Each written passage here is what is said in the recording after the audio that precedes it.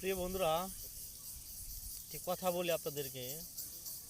একটা কথা মনে রাখবেন, একটা সম্পর্ক করার আগে ছেলে বা মেয়ে দুজনকেই একজনের প্রতি একজন জানা দরকার। বা সম্পর্ক একটা কিন্তু বিয়ের সাথে কিন্তু একটা ছেলে খেলা না, এটা কিন্তু একটা সারা জীবনের জন্য একটা দুজন একসাথে থাকা।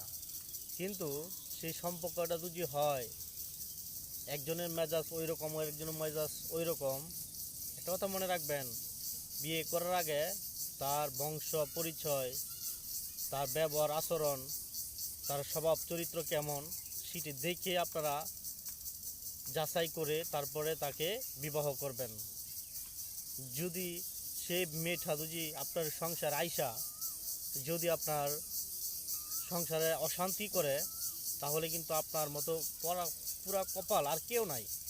আসলে আমি এই মেসেজটা এই জন্য দিতেছি, বিয়ে করার আগে আপনি যাচাই বাছাই করে বিয়ে করবেন, যে তার স্বভাব চরিত্র কেমন, মেজাজ কীরকম, তার বংশ পরিচয়ের মধ্যে এরকম মেজাজ আছে কিনা, ওইগুলা দেখে বিয়ে করবেন।